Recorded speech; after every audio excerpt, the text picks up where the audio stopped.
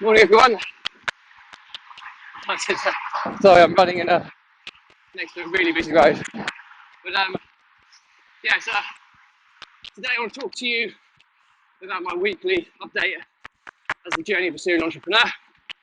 It's Monday morning. I'm still on holiday. Been camping. Been highly unrelaxing in terms of energy and lack of sleep with the kids and everything. But it's been really mentally recharging as I've switched off from social media and normal daily distractions that so many people have ruling their lives. I did an episode on that yesterday about the importance of being able to switch off completely from technology for just to give you that mind space. So update for the week. Well, I think I said in the previous episode that we operate on a 12-week year process. Super productive for our business, and what we do ultimately is work in 12-week chunks for our goals and targets. Just take a voice this guy.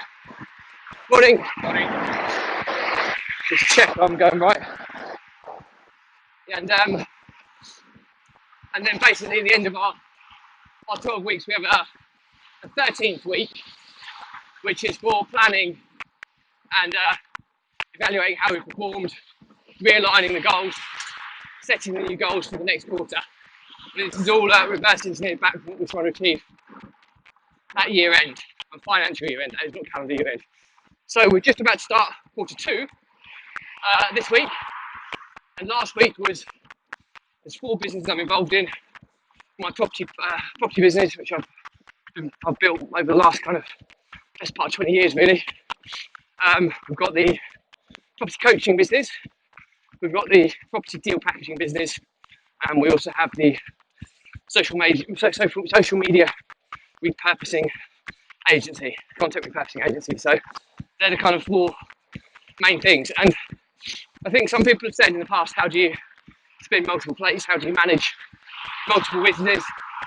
But the honest answer to that is with planning. That's ultimately what it's about. Morning. Sorry. The traffic obviously ghosted the sound of my feet clipping the pavement. But yeah, so back to the how do you manage multiple businesses with planning and prioritization. So what we managed to achieve in the last weeks of the meetings is we have really laser-like focus now to what we're trying to achieve. And some businesses are being consolidated or at a different stage, and others are going through a period of quite drastic growth. So very different things. But what you have to do is you have to also prioritise the order of which business is going to take precedent, because you can only really work on a single thing at a time. And you might have multiple businesses to run, but you might have to split the workload by time blocking or however. But ultimately, if you put every task for every business in a single list, you would have to order that into some form of prioritisation mechanism. And when you do the prioritisation mechanism, you also have to factor in which is the most important opportunity for the next 12 weeks. Don't look beyond that. It might be that your longer term goals are linked to another business, but you should look 12 weeks ahead, because that's what you're now focusing on. And what we've managed to do, so I'll go through each of the businesses, I'll talk you through the prioritisation mechanism shortly. We'll start with the property business, as I do. It's the oldest business. Now this is the one that's being consolidated, so we're selling some of the properties. The 2 key linchpins of that business, one person who manages the field, one person who manages the back office, have both expressed the desire to move into new roles within the group. So one of the main targets that was discussed was how we can do that, and I think we've found a solution. So I've brought a virtual assistant in, or a remote worker in place already to take over the back office, but there's going to be a transitioning phase. So the individual, Claire, who wants to move out of that role will be overseeing the kind of transitioning phase. And she'll also stay within the group, so she'll still oversee the role as an extra kind of support mechanism for contingency planning, because it's so important. That role generally controls the flow of income, how quick. Ooh. I've got to go back. I missed the turning, so I've got to go back here. Bear with me a second. I think it's up here and left, but yeah. So that's, we started the process in bringing someone new for that, and Roy was to come out of the field team, move into the deal sourcing team. We've got somebody lined up to take on his role, and again, he's going to provide the benefits of keeping people within the group. I think it's down here. Maybe not. It's I think. Oh, here you go. Here we go. That's right. Right, I'm good now. Sorry. Running boots. I've never run before. So I think Roy's happy with the benefit of keeping people in the group. Means that the transitional phase, when you make personal changes, is so much easier. And the message here is to basically make sure that if you ever part company with people, try and do it amicably. Because if you do it amicably, you help that person move on to what they want. They're far more likely to help you make the transitioning phase far smoother. And I've learned this the hard way. So please try and remember this, because like I say, I have two guys that are staying within the group first and foremost, but they're going to oversee and they understand the importance of this transitioning phase. So that's what the main focus is. We've also kind of come through the HMO exit plan, which I talked about. There's a few straggling properties that we haven't managed to do yet. We've done all our rent uplifts that I talked about in previous episodes as well. Again, there's a few stragglers as well, but we've almost completed those projects, and we kind of knew there'd be some sticky ones at the end that we have to kind of project manage on an individual basis. But we've been doing that. The council tax liability switch over hasn't happened as quickly as we'd like, but that's more down to COVID and how slow the council are responding. So there'll be a little bit of that carries over, but ultimately the main focus now is we've done some refurb projects and consolidating the portfolio. The main focus now is just to get to 95% occupancy for the coming.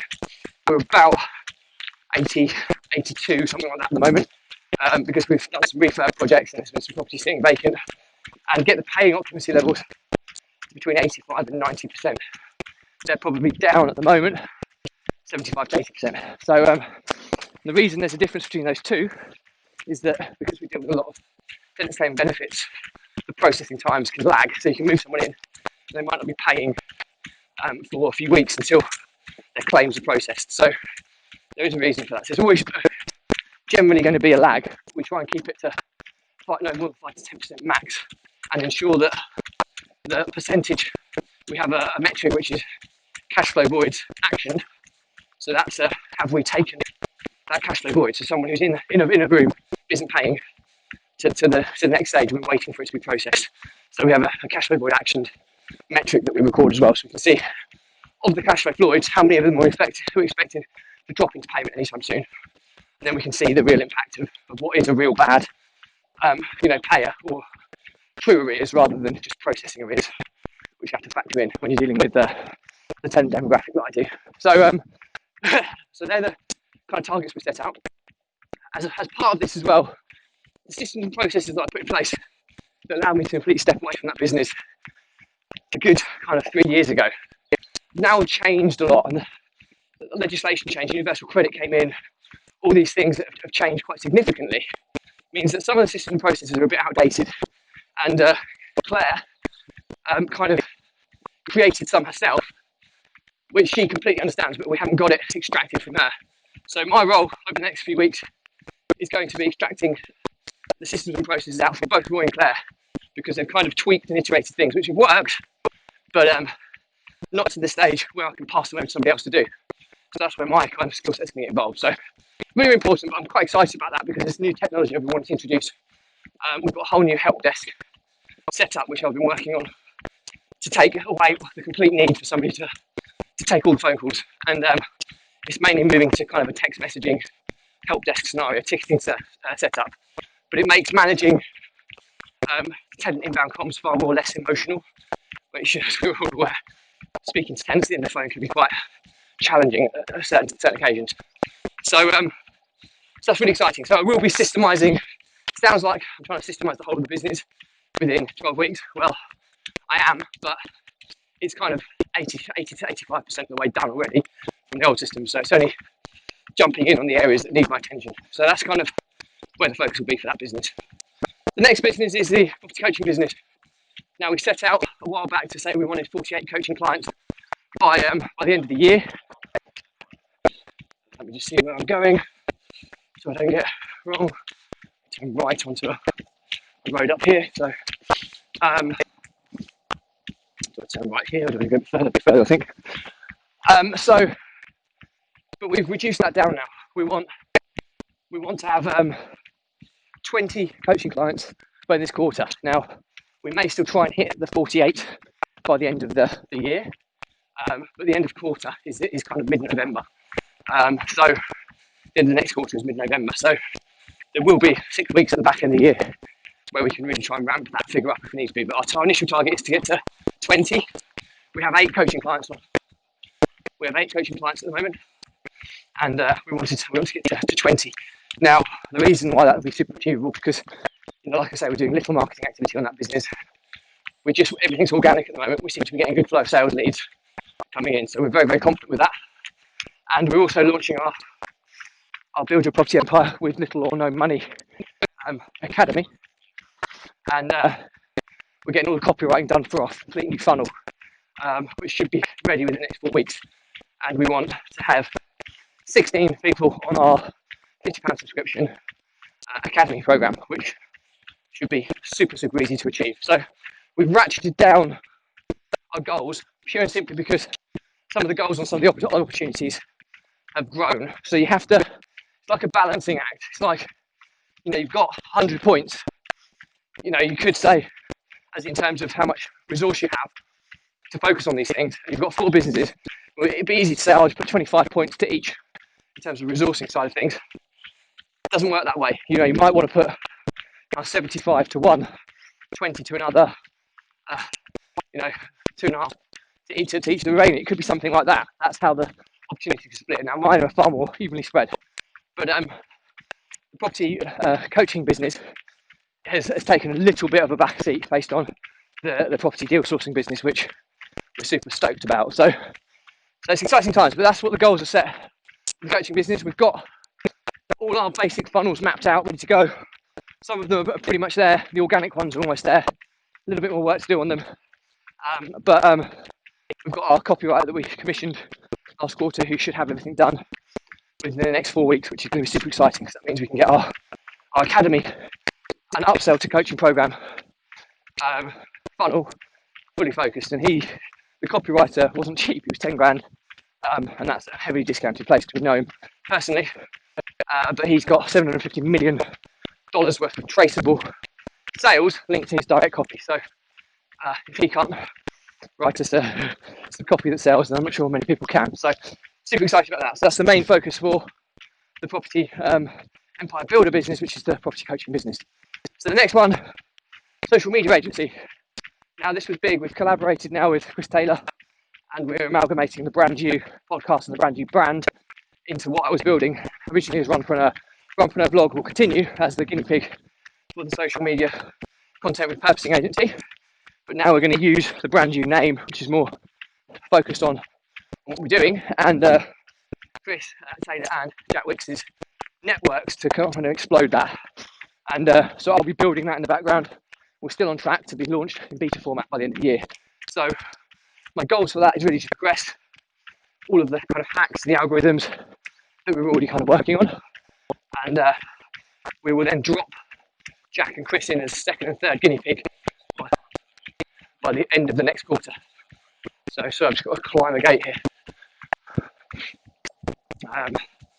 Right, so which way am I going? Just 1 second. There we go, perfect. So down here. So that one's, because we're beta launching in the year, that will be number 4 in the ranking. So I'll have to still, there's still a huge amount of work to be done on that.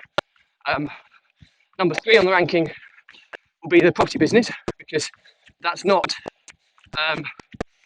directly income generating. It's, in actual fact, we're just driving efficiencies in that business. So it is income generating, clearly, because it's the bulk of the income for the group, for me, comes from that business. But that's what will be kind of number 3 in the process. Number 2 will be the property coaching business, because that's going to be, if we hit our targets, 16 academy clients and 20 pension clients over the year, we're a 6-figure business, and that's been built in 6 months. The 6-figure business in 6 months is our kind of target, kind of tagline for that business, and it's super achievable. I've built a coaching business to multiple 6 figures in the past, so I know what it takes, and I'm implementing every kind of hack that I know to kind of drive that quicker. So that's what we can do in such a shorter space of time, which is exciting. And the really exciting one is the deal packaging business. Now, we've got targets set here for 24 deals within 12 weeks. Now, we've sold 2 already, monies are in, and what we mean by that is money's in. So we have £5,000 full sourcing fee per deal, so that's £10,000 we had come in over the weekend. So it's a good start. We've also moved kind of Jack's brother, who's a partner, Sam, into a project management role, as have we done with Roy, who was in the property business. He's now coming into a project management role. Shannon Smith, the other partner, I think, I'm just trying to work out where I'm going here, 1 second. Keep going. Sorry, gents, just trying to make sure I know where I'm going. Morning. So that's super exciting. You know, it's going to be 120 grand turnover on that business. Right on the trail, I think. 1 second, I think we go this way. So that'll be, we'll have 2 6-figure businesses within 6 months. But the sourcing business is one that we can really systemize significantly. And the reason that we have a link with a government agency who we do 10-year leases with, which makes the ROI on the deals and sourcing so strong, is super exciting. But it's probably a 2 to 3 year window of opportunity, which is why we need to cash in super quick. So I just want to see where I'm going. The road is 50 meters to your right. Oh, I need to go over here somewhere. So there's the rabbit's warren of pathways, etc. So I think I'm going, just checking, over there. Right, let's try and get over here. Sorry about this. The joys of running through trails that you've never run before. Am I right now? Nearly a little bit further that way, I suppose. I'll find it in a minute. But so the deal sourcing business is that's a serious money maker. And the good thing is, I'm going to talk about a separate episode about how you can use competition to kind of drive growth. With 2 of the partners, Shannon Smith and Jack Wicks, both highly competitive sales guys. Not just sales guys, they've got more to offer than just that, but they're competing against each other, and they're targeted 1 a week, so 12 deals each. Jack's up to 2 already, but Shannon has a more established network. So he's got more in the pipeline at the moment. So it'll be interesting to see how these kind of fly over the coming weeks. But I'm super stoked because it's 5k a deal, and then we've also worked out ways and means we can create margin in the refurbishment programs, the project management fees, etc. We could be looking at anything up to 10 grand a deal in commissions for selling, and the networks we've got super achievable. So this is the game-changing business that will supercharge the income levels, I have no doubt. But it is a short window of opportunity based on the connections we have, which is why we're giving it number 1 focus. But we do have contingencies for other structure of deals that give similar ROIs. I'll talk to you about my 2+2 or 2 squared deal structure, which I'll talk about in more detail on separate episodes, which will also be offered when this window starts closing. But we're foolish not to continue on this.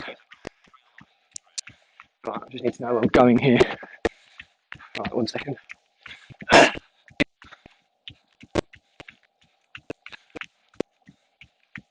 Morning. I think I'm going straight on. Yeah, I know I'm going now. Morning, guys. So I think I'm going right. So yeah, that's kind of what the targets have been set for the next 12 weeks. And what I'll do is I have to give you really good, clear updates on where we are with these things over the coming weeks. So this is the campsite. It's a busy campsite. It's a massive campsite. This is one of the fields I'm just running through now. But yeah, so I hope you found this useful. But the bottom line is, by the end of 12 weeks, 2 of the new businesses we set up, we should have turning over 6, being in the six-figure bracket for 2 of them. The property business with the consolidation stuff we're doing, the margins will have increased. We haven't set specific margins yet because of the time it takes and working through all the profit process side of things at the moment in that business. So that'll be, but ultimately that business is all about increasing margin. And the property social media agency will have 2 more testers coming through the process and will be ready to launch into Q3 in a beta style. So I'll be building funnels and stuff for that to kind of get a waiting list of people. But I'm super stoked about that business. So we'll ultimately have 4 businesses I'm super proud about, all of them equally, but we have to prioritise them based on ROI. And I think that's the return, return on investment, where we get the best return for my time to be spent. And that's how I'm looking at these opportunities. So just to highlight, number 1, the priority, the Property Empire Investments, which is the deal sourcing business. Number 2, Property Empire Builder, property coaching business. Number 3 is my property business, my personal property business.